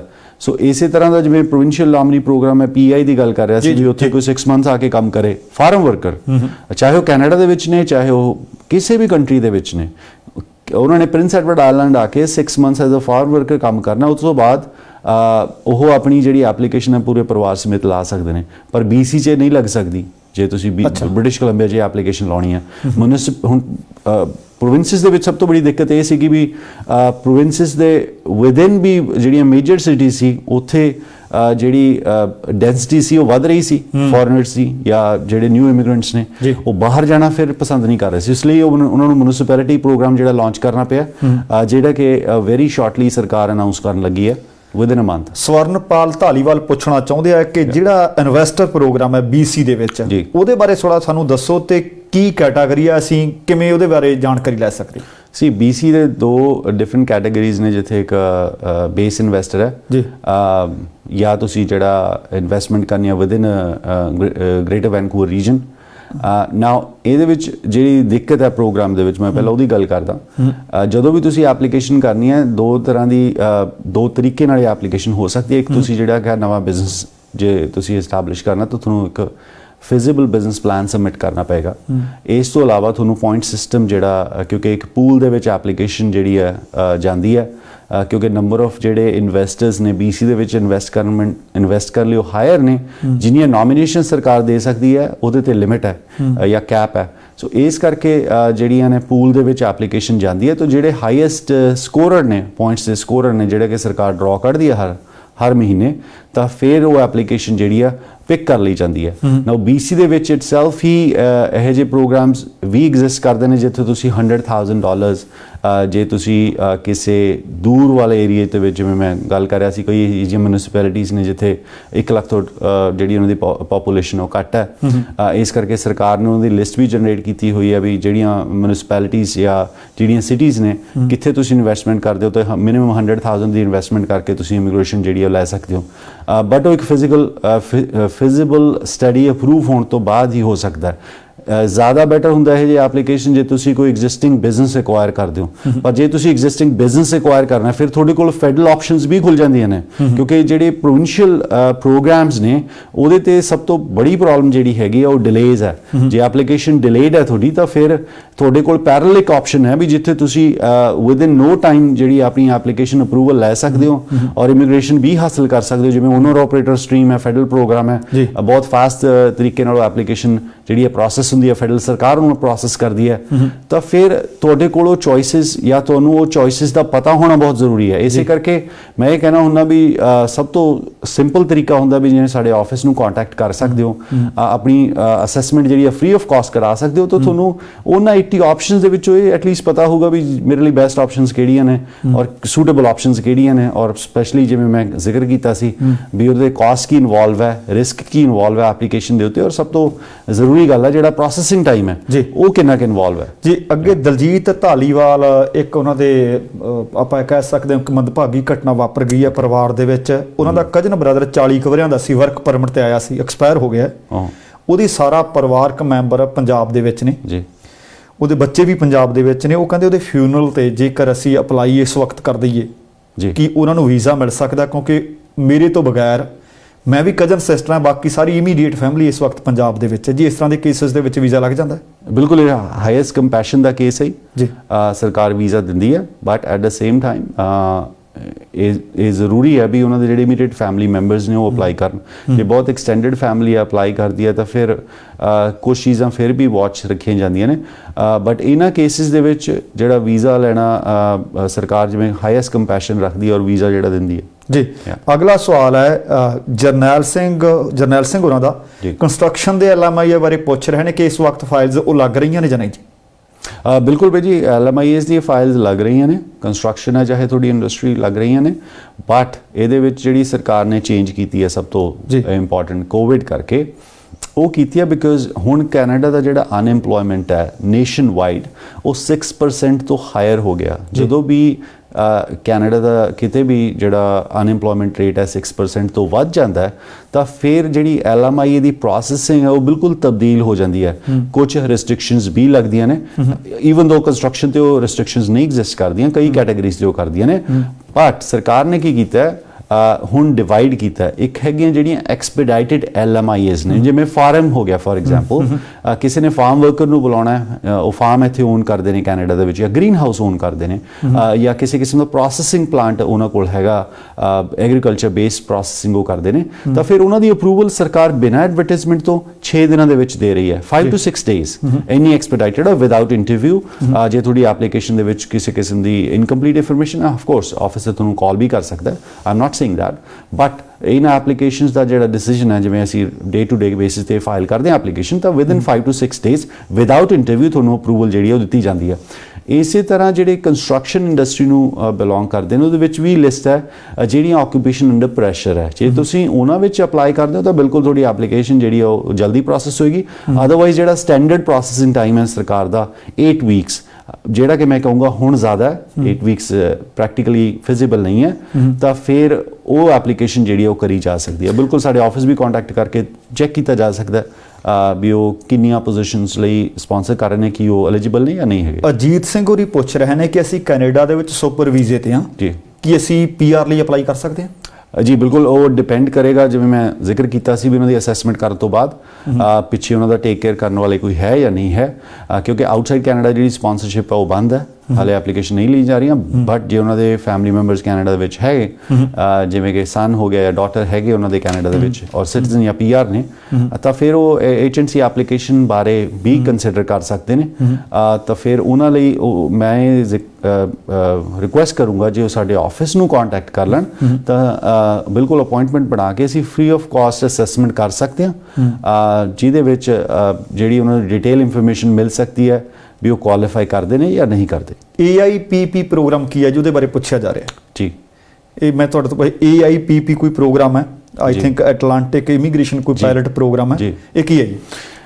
4 ਡਿਫਰੈਂਟ ਪ੍ਰੋਵਿੰਸਿਸ ਨੇ ਜਿਹੜੀਆਂ ਅਟਲਾਂਟਿਕ ਪ੍ਰੋਵਿੰਸਿਸ ਨੇ, ਜਿਹਦੇ ਵਿੱਚ ਪ੍ਰਿੰਸ ਐਡਵਰਡ ਆਈਲੈਂਡ ਇੱਕ ਹੈ, ਨਿਊ ਬਰਾਊਨਸਵਿਕ ਹੈ, ਨੋਵਾ ਸਕੋਸ਼ੀਆ, ਤੇ ਇਹ ਜਿਹੜੀਆਂ ਪ੍ਰੋਵਿੰਸਿਸ ਨੇ ਇਹਨਾਂ ਨੇ ਕਲਸਟਰ ਕਰਕੇ ਕੰਬਾਈਨ ਕਰਕੇ ਇੱਕ ਪ੍ਰੋਗਰਾਮ ਲਾਂਚ ਕੀਤਾ ਸੀ ਪਿਛਲੇ 2 ਸਾਲ ਪਹਿਲਾਂ। ਇਹ ਪ੍ਰੋਗਰਾਮ ਜਿਹੜਾ ਸੀ ਲਾਂਚ ਹੋਇਆ ਸੀ।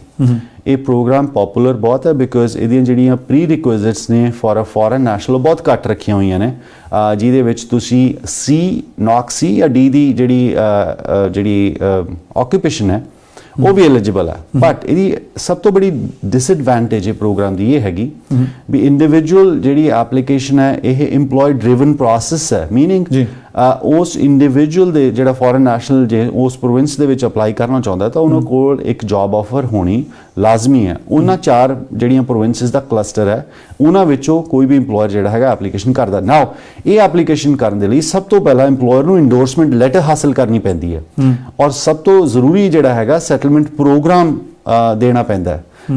ਥਰਡ ਜਿਹੜੀ ਮੋਸਟ ਇੰਪੋਰਟੈਂਟ ਚੀਜ਼ ਹੈਗੀ ਹੈ ਜਿਹੜੀ ਇੰਪਲੋਇਰ ਨੂੰ ਅਸ਼ੋਰ ਕਰਨਾ ਪੈਂਦਾ ਹੈ ਵੀ ਸੈਟਲਮੈਂਟ ਜਿਹੜੀ ਹੈ ਫੋਰਨ ਵਰਕਰ ਦੀ ਹੋਏਗੀ ਔਰ ਪਲੱਸ ਰੈਗੂਲਰ ਰਿਪੋਰਟਿੰਗ ਦੇ ਵਿੱਚ ਉਹਨੂੰ ਪਾਰਟਿਸਿਪੇਟ ਕਰਨਾ ਪੈਂਦਾ ਹੈ ਕਿਉਂਕਿ ਇਹ 'ਚ ਇੰਪਲੋਇਰ ਦੀਆਂ ਜਿਹੜੀਆਂ ਕੰਡੀਸ਼ਨਸ ਨੇ ਬਹੁਤ ਜ਼ਿਆਦਾ ਹੈਵੀ ਹੋ ਜਾਂਦੀਆਂ ਨੇ, ਮੀਨਿੰਗ ਉਹਦੀ ਰਿਕੁਆਇਰਮੈਂਟ ਬਹੁਤ ਜ਼ਿਆਦਾ ਸਵੇਅਰ ਹੈ। ਸੋ ਇਸ ਕਰਕੇ ਇੰਪਲੋਇਰਸ ਵੀ ਡਿਸਕਰੇਜ ਫੀਲ ਕਰਦੇ ਨੇ ਇਹ ਐਪਲੀਕੇਸ਼ਨ ਕਰਨ ਦੇ ਲਈ। ਸੋ ਜੇ ਇੰਪਲੋਇਰ ਡਿਸਕਰੇਜ ਫੀਲ ਕਰਦੇ ਨੇ ਔਰ ਸੈਕੰਡ ਇਹਦੇ ਵਿੱਚ ਕੋਟਾ ਵੀ ਹੈ, ਜਿਵੇਂ ਪ੍ਰਿੰਸ ਐਡਵਰਡ ਆਇਲੈਂਡ ਕੋਲ ਸਿਰਫ 144 ਪੋਜੀਸ਼ਨਸ ਦਾ ਹੀ ਕੋਟਾ ਹੈ ਜਿਹੜੇ ਕਿ ਬਹੁਤ ਲਿਮਿਟਡ ਨੰਬਰ ਹੈ। ਈਵਨ ਤੋਂ ਚਲੋ ਪੋਪੂਲੇਸ਼ਨ 1.5 ਲੱਖ ਹੈਗੀ ਉੱਥੇ ਪਰ ਨੰਬਰ ਬੜਾ ਲਿਮਿਟਡ ਹੈ।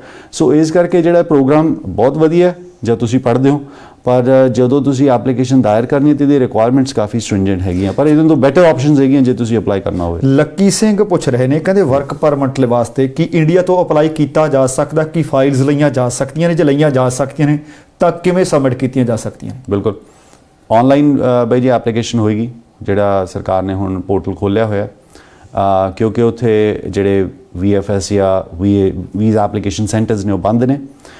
ਬਾਇਓਮੈਟ੍ਰਿਕ ਐਗਜ਼ੈਂਪਸ਼ਨ ਹੈ, ਬਾਇਓਮੈਟ੍ਰਿਕ ਇੱਕ ਇੰਪॉर्टेंट ਕੰਪੋਨੈਂਟ ਹੈ।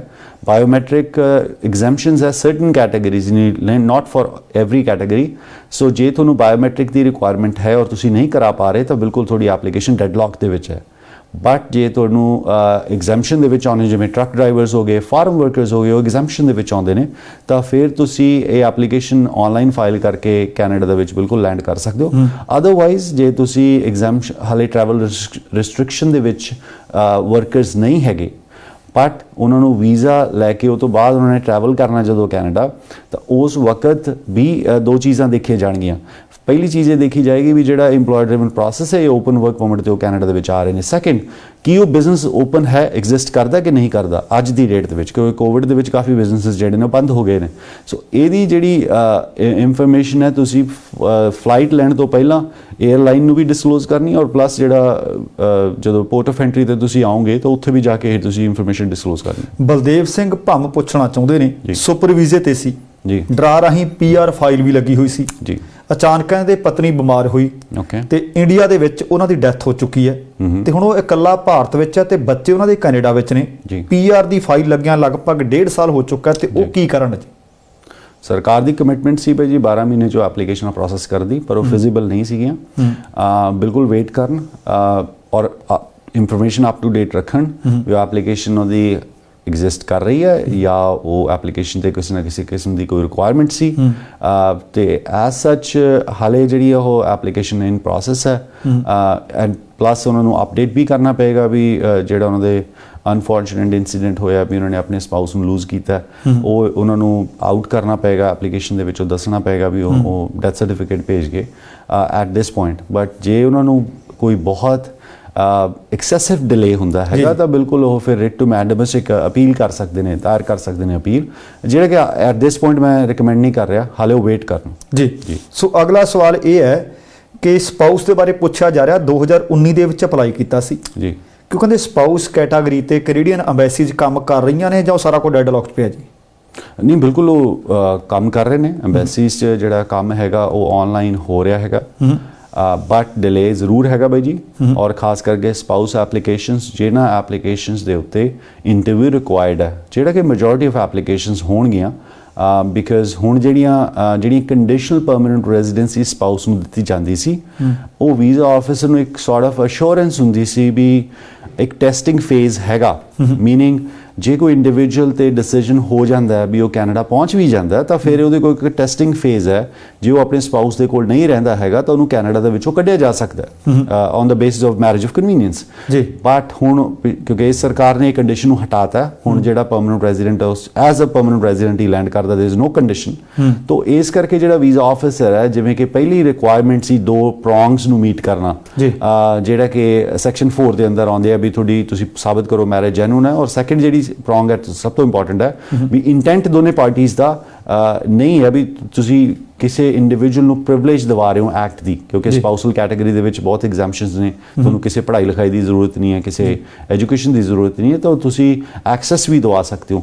ਸੋ ਇਹ ਚੀਜ਼ਾਂ ਦੇਖੀਆਂ ਜਾਂਦੀਆਂ ਨੇ ਆਫਿਸਰ ਵੱਲੋਂ, ਔਰ ਬਹੁਤ ਜਿਹੜੀਆਂ ਇੰਟਰਵਿਊਜ਼ ਨੇ ਉਹਨਾਂ ਕਰਕੇ ਜ਼ਰੂਰ ਇਹ ਡਿਲੇ ਹੋਣਾ, ਕਿਉਂਕਿ ਇਨ ਪਰਸਨ ਉਹ ਇੰਟਰਵਿਊਜ਼ ਹਾਲੇ ਨਹੀਂ ਹੋ ਰਹੀਆਂ। ਸਰਕਾਰ ਨੇ ਹਜੇ ਕੋਈ ਆਪਸ਼ਨ ਅਜੇ ਨਹੀਂ ਕੱਢਿਆ ਵੀ ਉਹ ਜਿਹੜੀਆਂ ਇੰਟਰਵਿਊਜ਼ ਨੇ ਥਰੂ ਸਕਾਈਪ ਜਾਂ ਥਰੂ ਕਿਸੇ ਹੋਰ ਮੀਡੀਅਮ ਦੇ ਰਾਹੀਂ ਲੈ ਲੈਣ। ਹੋ ਸਕਦਾ ਜਦੋਂ ਇਨ ਪਰਸਨ ਇੰਟਰਵਿਊਜ਼ ਹੋਣ ਲੱਗ ਜਾਣ ਤਾਂ ਡਿਸੀਜਨ ਜਿਹੜੇ ਨੇ ਬਹੁਤ ਫਾਸਟ ਹੋਣਗੇ। ਰਮਿੰਦਰਪਾਲ ਸਿੰਘ ਕਾਹਲੋਂ ਪੁੱਛਣਾ ਚਾਹੁੰਦੇ ਆ ਕਿ ਕੀ ਇਨਵੈਸਟਰ ਪ੍ਰੋਗਰਾਮ ਦੇ ਲਈ ਜੇਕਰ ਅਸੀਂ BC ਚਾਹੀਏ ਆਇਲਟਸ ਜ਼ਰੂਰੀ ਹੈ ਜੀ? ਬਿਲਕੁਲ ਬਾਈ ਜੀ, ਅੱਜ ਤੋਂ 6 ਮਹੀਨੇ ਪਹਿਲਾਂ ਜੇ ਤੁਸੀਂ ਗ੍ਰੇਟਰ ਵੈਨਕੂਵਰ ਰੀਜਨ ਦੇ ਵਿੱਚ ਇਨਵੈਸਟਮੈਂਟ ਕਰਦੇ ਸੀ, 3 ਲੱਖ ਤੋਂ ਜ਼ਿਆਦਾ ਦੀ ਇਨਵੈਸਟਮੈਂਟ ਹੁੰਦੀ ਸੀ, ਤਾਂ ਤੁਹਾਡੇ ਤੇ ਆਇਲਟਸ ਦੀ ਕੋਈ ਰਿਕੁਆਇਰਮੈਂਟ ਨਹੀਂ ਸੀ।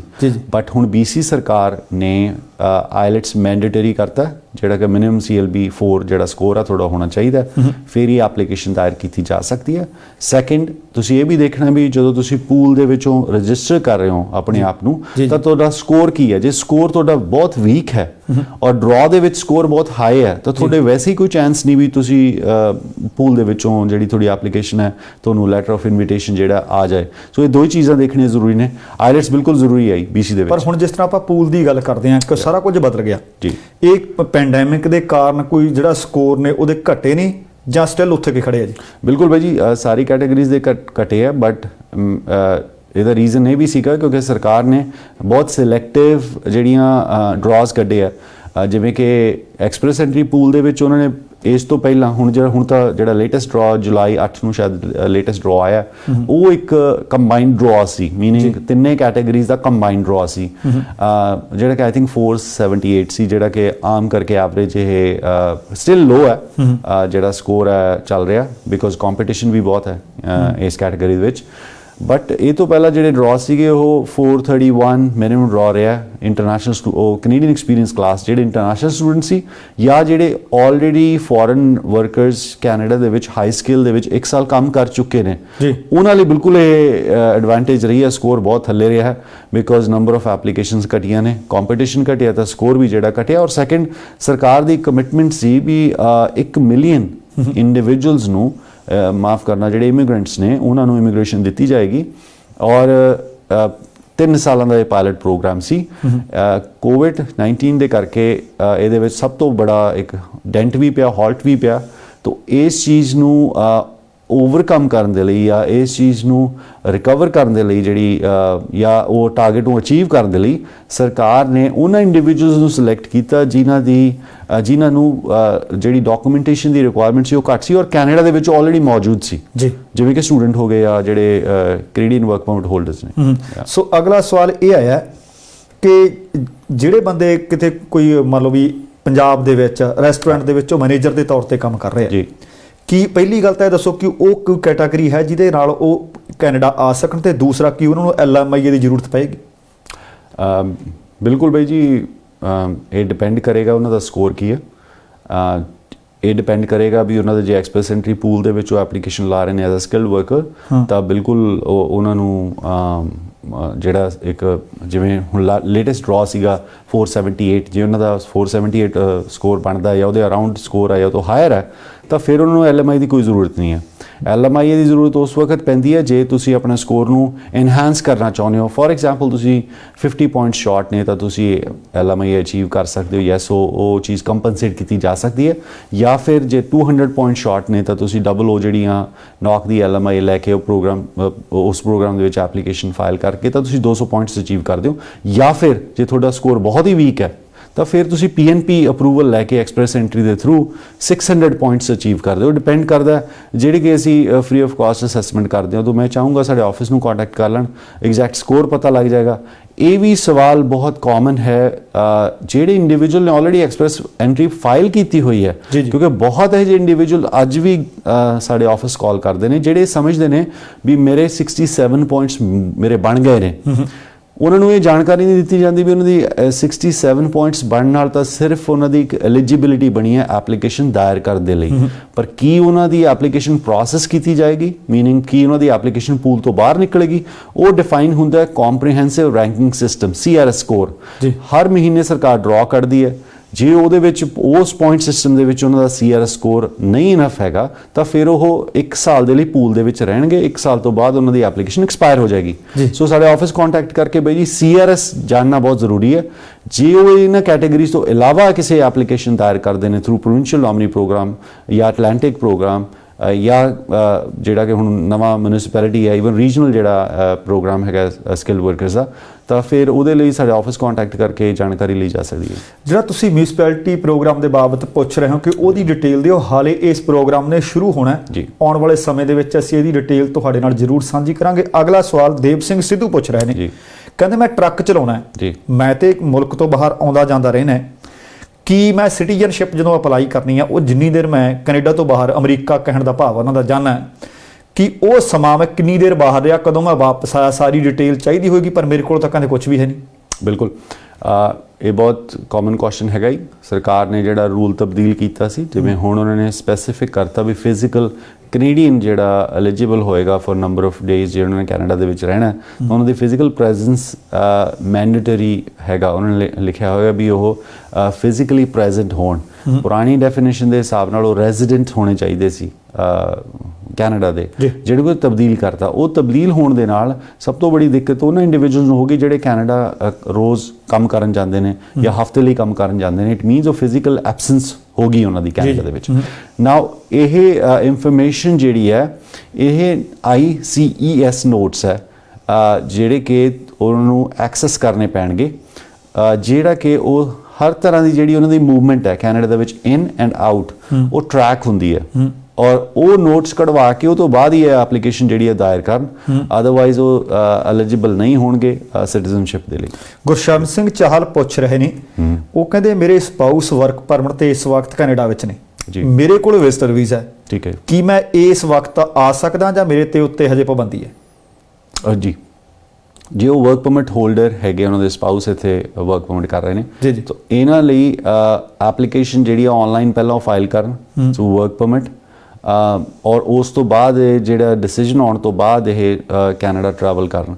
ਨਾਓ ਜਿਹੜੀ ਐਗਜ਼ੈਂਪਸ਼ਨ ਟਰੈਵਲ ਰੈਸਟ੍ਰਿਕਸ਼ਨ ਤੋਂ ਐਗਜ਼ੈਂਪਸ਼ਨ ਮਿਲੀ ਹੋਈ ਹੈ ਉਹ ਹੈਗੀ ਆ for citizens and permanent residents ਤੇ ਉਹਨਾਂ ਦੇ ਫੈਮਿਲੀ ਮੈਂਬਰਸ। ਨਾਓ ਇਹਨਾਂ ਦਾ ਜਿਹੜਾ ਟਰੈਵਲ ਤੇ ਵੀ ਬਈ ਜੀ ਦੋ ਚੀਜ਼ਾਂ ਦੇਖੀਆਂ ਜਾਂਦੀਆਂ ਨੇ। ਜਿਹੜੀ ਆਫਿਸਰ ਕੋਲ ਪ੍ਰਿਵਿਲੇਜ ਮਿਲੀ ਹੋਈ ਹੈ ਜਦੋਂ ਤੁਸੀਂ ਪੋਰਟ ਆਫ ਐਂਟਰੀ ਤੇ ਆਉਣਾ, ਇਹ ਵੀ ਦੇਖਣਾ ਵੀ ਤੁਸੀਂ ਤੁਹਾਡੀ ਜਿਸ ਕੰਮ ਲਈ ਤੁਸੀਂ ਕੈਨੇਡਾ ਦੇ ਵਿੱਚ ਐਂਟਰ ਕਰ ਰਹੇ ਹੋ ਕੀ ਉਹਦੀ ਜ਼ਰੂਰਤ ਵੀ ਹੈ ਜਾਂ ਨਹੀਂ ਹੈ। ਜਿਵੇਂ ਫॉर ਐਗਜ਼ਾਮਪਲ, ਔਰ ਪਲੱਸ ਤੁਹਾਡੀ ਵਿਜ਼ਿਟ ਜਿਹੜੀ ਉਹ 15 ਡੇਜ਼ ਤੋਂ ਵੱਧ ਦੀ ਹੈ ਜਾਂ ਨਹੀਂ ਹੈ।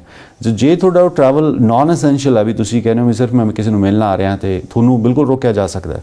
ਈਵਨ ਦੋ ਤੁਸੀਂ ਟਰੈਵਲ ਰੈਸਟ੍ਰਿਕਸ਼ਨ ਤੋਂ ਬਾਹਰ ਵੀ ਹੋ, ਫਿਰ ਵੀ ਤੁਹਾਨੂੰ ਮਨਾ ਕੀਤਾ ਜਾ ਸਕਦਾ ਐਂਟਰੀ। ਸੋ ਰਿਕਮੈਂਡਡ ਇਹ ਹੈ ਵੀ ਇਹ ਐਪਲੀਕੇਸ਼ਨ ਉੱਥੇ ਦਾਇਰ ਕਰਨ, ਉਸ ਤੋਂ ਬਾਅਦ ਜਿਹੜੀ ਹੈ ਟਰੈਵਲ ਕਰਨ ਕੈਨੇਡਾ। ਬਾਈ ਜੀ ਸਵਾਲ ਮੇਰੇ ਕੋਲ ਮੈਨੂੰ ਲੱਗਦਾ ਢੇਰ ਲੱਗੇ ਪਏ ਨੇ, ਟਨਸ ਆਫ ਆਪਾਂ ਕਹਿ ਸਕਦੇ ਹਾਂ ਕੁਐਸਚਨਸ ਮੇਰੇ ਕੋਲ ਆਏ ਪਏ ਆ, ਪਰ ਸਾਰਿਆਂ ਨੂੰ ਪ੍ਰੋਗਰਾਮ ਦੌਰਾਨ ਸ਼ਾਮਲ ਨਹੀਂ ਕੀਤਾ ਜਾ ਸਕਦਾ। ਬੇਨਤੀ ਇਹ ਹੈ ਕਿ ਜਦੋਂ ਫੇਸਬੁੱਕ ਤੇ ਜਾ ਕੇ ਘਰ ਤੁਸੀਂ ਨਜ਼ਰ ਮਾਰੀ, ਕੋਸ਼ਿਸ਼ ਕਰਿਓ ਕਿ ਉਹਨਾਂ ਦੇ ਜਵਾਬ ਦੇਣ ਦੀ ਕੋਸ਼ਿਸ਼ ਕੀਤੀ ਜਾਵੇ। ਤੇ ਦੂਸਰਾ, ਕਿਉਂਕਿ ਬਹੁਤ ਸਾਰੇ ਸਾਡੇ ਸੱਜਣ ਨੇ ਜਿਹੜੇ ਇਸ ਵਕਤ ਤੁਹਾਡੀ ਵੈਬਸਾਈਟ ਪੁੱਛ ਰਹੇ ਨੇ, ਫੋਨ ਨੰਬਰ ਪੁੱਛ ਰਹੇ ਨੇ, ਦਫ਼ਤਰ ਕਿੱਥੇ ਕਿੱਥੇ ਨੇ ਉਹ ਪੁੱਛ ਰਹੇ ਨੇ, ਤਾਂ ਕਿ ਤੁਹਾਡੇ ਨਾਲ ਸਖਾਲਾ ਸੰਪਰਕ ਕਰ ਸਕਣ। ਬਿਲਕੁਲ, ਸਾਡੇ ਜਿਹੜੇ ਆਫਿਸ ਹੈ ਬਈ ਜੀ ਇੰਡੀਆ ਦੇ ਵਿੱਚ ਆਫਿਸ ਹੈ, ਜਿਹੜੇ ਮੇਨ ਸ਼ਹਿਰ ਨੇ ਉੱਥੇ ਮੋਹਾਲੀ ਦੇ ਵਿੱਚ ਹੈ, ਲੁਧਿਆਣੇ ਦੇ ਵਿੱਚ ਹੈ, ਚੰਡੀਗੜ੍ਹ ਮਾਫ ਕਰਨਾ ਮੋਹਾਲੀ ਐਂਡ ਚੰਡੀਗੜ੍ਹ ਕੰਬਾਈਨਡ ਹੈ, ਜਲੰਧਰ ਦੇ ਵਿੱਚ ਹੈ। ਤਾਂ ਉੱਥੇ ਜਿਹੜੀ ਵੈਬਸਾਈਟ ਹੈ ਸਾਡੀ www.cwccanada.com, ਉੱਥੇ ਜਾ ਕੇ ਤੁਸੀਂ ਇਹਨਾਂ ਆਫਿਸਿਸ ਦੇ ਐਡਰੈਸ ਲੈ ਸਕਦੇ ਹੋ। ਪਲੱਸ ਦੁਬਈ ਦੇ ਵਿੱਚ ਸਾਡਾ ਆਫਿਸ ਹੈਗਾ ਜੀ, ਕਾਫੀ 2009 ਤੋਂ ਸਾਡਾ ਆਫਿਸ ਉੱਥੇ ਚੱਲ ਰਿਹਾ। ਤਾਂ ਉੱਥੇ ਵੀ ਤੁਸੀਂ ਜਾ ਕੇ ਇਨਫੋਰਮੇਸ਼ਨ ਲੈ ਸਕਦੇ ਹੋ। ਉਹਦਾ ਫੋਨ ਨੰਬਰ ਵੀ ਅਵੇਲੇਬਲ ਹੈ ਵੈਬਸਾਈਟ ਦੇ ਉੱਤੇ। ਕੈਨੇਡਾ ਦੇ ਵਿੱਚ ਜਿਹੜੇ ਸਾਡੇ ਆਫਿਸ ਨੇ 3 ਜਗ੍ਹਾ ਤੇ ਨੇ ਬਈ ਜੀ, ਉਹ ਹੈਗੇ ਬਰੈਂਪਟਨ ਦੇ ਵਿੱਚ ਓਨਟਾਰੀਓ, ਔਰ BC ਦੇ ਵਿੱਚ ਜਿਹੜੇ ਨੇ ਉਹ ਸਰੀ ਐਂਡ ਐਬਟਸਫੋਰਡ। ਮੈਂ ਜਿਹੜਾ ਸਰੀ ਆਫਿਸ ਦੇ ਵਿੱਚ ਬੈਠਦਾ, ਬਟ ਬਾਕੀ ਆਫਿਸ ਦੇ ਵਿੱਚ ਵੀ ਜਿਹੜਾ ਸਾਡਾ ਪ੍ਰੋਫੈਸ਼ਨਲ ਸਟਾਫ ਹੈ ਉਹ ਤੁਹਾਨੂੰ ਐਂਟਰਟੇਨ ਕਰੇਗਾ। ਔਰ ਜਦੋਂ ਵੀ ਤੁਸੀਂ ਕੋਈ ਕਿਸੇ ਕਿਸਮ ਦਾ ਕੋਈ ਕੁਐਸਚਨ ਹੁੰਦਾ ਤਾਂ ਮੈਂ ਰਿਕਮੈਂਡ ਕਰੂੰਗਾ ਤੁਸੀਂ ਆਪਣੀ ਕੰਪਲੀਟ ਇਨਫੋਰਮੇਸ਼ਨ ਸਟਾਫ ਨੂੰ ਦਿਆ ਕਰੋ, ਔਰ ਸਾਡੇ ਵੱਲੋਂ ਉਸ ਦੀ ਕੰਪਲੀਟ ਅਸੈਸਮੈਂਟ ਕੀਤੀ ਜਾਂਦੀ ਹੈ। ਔਰ ਤੁਹਾਡੇ ਲਈ ਬੈਸਟ ਜਿਹੜੀਆਂ ਮਾਫ ਕਰਨਾ ਬੈਸਟ ਕੈਟੇਗਰੀਜ਼ ਨੇ, ਔਰ ਕਿਹੜੀਆਂ ਕੈਟੇਗਰੀਜ਼ ਦੇ ਵਿੱਚ ਤੁਸੀਂ ਕੁਆਲੀਫਾਈ ਕਰਦੇ ਹੋ। ਜਿਵੇਂ ਮੈਂ ਜ਼ਿਕਰ ਕੀਤਾ ਸੀ ਕੈਨੇਡਾ ਦੀ ਇਮੀਗ੍ਰੇਸ਼ਨ ਲੈਣੀ ਹੈ ਤਾਂ ਤੁਹਾਡੇ ਕੋਲ 80 ਆਪਸ਼ਨਸ ਨੇ, ਨਾਟ ਜਸਟ ਵਨ ਆਪਸ਼ਨ। ਸੋ ਅਸੀਂ ਉਹ ਇਹਨਾਂ 80 ਆਪਸ਼ਨਸ ਦੇ ਵਿੱਚੋਂ ਤੁਹਾਨੂੰ ਬੈਸਟ ਆਪਸ਼ਨਸ ਦੱਸ ਸਕਦੇ ਹਾਂ, ਔਰ ਫਿਰ ਤੁਸੀਂ ਇੱਕ ਇਨਫੋਰਮਡ ਡਿਸੀਜਨ ਬਣਾ ਸਕਦੇ ਹੋ, ਕਿਉਂਕਿ ਹਰੇਕ ਐਪਲੀਕੇਸ਼ਨ ਦੇ ਵਿੱਚ ਪ੍ਰੋਸੈਸਿੰਗ ਟਾਈਮ ਵੀ ਇੰਪੋਰਟੈਂਟ ਕੁਐਸਚਨ ਹੁੰਦਾ, ਉਹਨਾਂ ਦਾ ਕਾਸਟ ਵੀ ਇੰਪੋਰਟੈਂਟ ਕੁਐਸਚਨ ਹੁੰਦਾ, ਰਿਸਕ ਫੈਕਟਰ ਵੀ ਇੰਪੋਰਟੈਂਟ ਕੁਐਸਚਨ ਹੁੰਦਾ, ਔਰ ਜਿਹੜੀ ਉਹ ਐਪਲੀਕੇਸ਼ਨਸ ਨੇ ਉਹਦੇ ਵਿੱਚ ਕੀ ਫਿਊਚਰ 'ਚ ਸਰਕਾਰ ਜਿਹੜੀ ਕਿਸੇ ਕਿਸਮ ਦੀ ਕੋਈ ਕੈਪ ਲਾ ਰਹੀ ਹੈ ਜਾਂ ਕੋਈ ਰਿਸਟ੍ਰਿਕਸ਼ਨਸ ਹੈਗੀਆਂ, ਇਹੋ ਜਿਹੇ ਇੱਕ ਇੰਪੋਰਟੈਂਟ ਕੁਐਸਚਨਸ ਹੈ ਜਿਹੜੇ ਕਿ ਤੁਸੀਂ ਪੁੱਛ ਸਕਦੇ ਹੋ ਸਾਨੂੰ, ਔਰ ਤੁਹਾਨੂੰ ਜਿਹੜੀ ਮੁਕੰਮਲ ਜਾਣਕਾਰੀ ਹੈ ਜਿਹੜੀ ਤੁਹਾਨੂੰ ਦਿੱਤੀ ਜਾਏਗੀ। ਸੰਪਰਕ ਕੀ ਹੈ ਜੀ ਜਿੱਥੇ ਕਰਨਾ ਹੋਵੇ? ਈਮੇਲ, ਕਿਉਂਕਿ ਜਿੱਥੇ ਉਹ ਤੁਹਾਨੂੰ ਡਿਟੇਲਡ ਜਾਣਕਾਰੀ ਭੇਜ ਸਕਣ ਉਹਦੇ ਵਿੱਚ। ਠੀਕ ਸਰ, ਇਹ ਆਫਿਸ ਕੰਟੈਕਟ ਕੀਤਾ ਜਾ ਸਕਦਾ ਹੈ 6045985555 ਜਾਂ ਬਰੈਂਪਟਨ ਦੇ ਵਿੱਚ ਜਿਹੜਾ ਸਾਡਾ ਹੈੱਡ ਆਫਿਸ ਹੈ ਉੱਥੇ ਕੰਟੈਕਟ ਕੀਤਾ ਜਾ ਸਕਦਾ ਹੈ 9056704444 ਜਾਂ ਐਬਸਫੋਰਡ ਕੰਟੈਕਟ ਕਰ ਸਕਦੇ ਹੋ 6048524444। ਵੈਬਸਾਈਟ ਸਭ ਤੋਂ ਵਧੀਆ ਸੋਰਸ ਹੈ www.cwccanada.com। ਸਪੈਸ਼ਲੀ ਅਸੀਂ ਵੈਬਸਾਈਟ ਤੇ ਕੁਝ ਵੀਡੀਓਜ਼ ਵੀ ਅਪਲੋਡ ਕੀਤੀਆਂ ਜਿੱਥੇ ਕਾਫੀ ਇਨਫੋਰਮੇਸ਼ਨ ਅਸੀਂ ਸ਼ੇਅਰ ਕਰਦੇ ਰਹਿੰਦੇ ਹਾਂ। ਜੇ ਤੁਸੀਂ ਉਹ ਦੇਖਣਾ ਚਾਹੋ ਤਾਂ ਸਾਡੇ ਵੈਬਸਾਈਟ ਤੇ www.cwccanada.com ਉੱਥੇ ਜਾਣਕਾਰੀ ਜਿਹੜੀ ਹੈ ਲਈ ਜਾ ਸਕਦੀ ਹੈ। ਸੋ ਬਾਈ ਜੀ, ਸਮਾਂ ਦੇ ਨਾਲ ਹੀ ਸਮਾਪਤ ਹੈ। ਤੁਹਾਡਾ ਤਹਿ ਦਿਲੋਂ ਧੰਨਵਾਦ। ਕਿਸ ਦਿਨ ਫਿਰ ਗੱਲਬਾਤ ਕਰਾਂਗੇ। ਮਿਹਰਬਾਨੀ, ਸਤਿ ਸ਼੍ਰੀ ਅਕਾਲ ਜੀ। ਥੈਂਕ ਯੂ ਦੋਸਤੋ, ਇਹ ਸਨ CWC ਇਮੀਗ੍ਰੇਸ਼ਨ ਤੋਂ ਅਮਨ ਖਹਿਰਾ। ਜੇਕਰ ਤੁਸੀਂ ਨੰਬਰ ਜਾਂ ਵੈਬਸਾਈਟ ਨੋਟ ਨਹੀਂ ਵੀ ਕਰ ਸਕੇ, ਪ੍ਰੋਗਰਾਮ ਨੂੰ ਪਿੱਛੇ ਮੋੜ ਕੇ ਜ਼ਰੂਰ ਦੇਖ ਲਿਓ, ਤੁਹਾਨੂੰ ਡਿਟੇਲਡ ਜਾਣਕਾਰੀ ਵੀ ਮਿਲ ਜਾਏਗੀ ਅਤੇ ਇਹਨਾਂ ਦੇ ਕੰਟੈਕਟ ਨੰਬਰ ਵੀ ਤੁਹਾਨੂੰ ਇੱਥੋਂ ਮਿਲ ਜਾਣਗੇ। ਹੁਣ ਸਮਾਂ ਸਮਾਪਤ ਹੈ। ਜਾਣ ਤੋਂ ਪਹਿਲਾਂ ਕਹਾਂਗਾ, ਜ਼ਿੰਦਗੀ ਜ਼ਿੰਦਾਦਲੀ ਦਾ ਨਾਮ ਹੈ। ਦਵਿੰਦਰ ਸਿੰਘ ਬੈਨੀਪਾਲ ਨੂੰ ਆਗਿਆ ਦਿਓ। ਸਤਿ ਸ਼੍ਰੀ ਅਕਾਲ, ਰੱਬ ਰਾਖਾ। ਤੁਸੀਂ ਦੇਖਦੇ ਰਹੋ ਪ੍ਰਾਈਮ ਏਸ਼ੀਆ, ਤੁਹਾਡਾ ਆਪਣਾ, ਤੁਹਾਡੇ ਲਈ।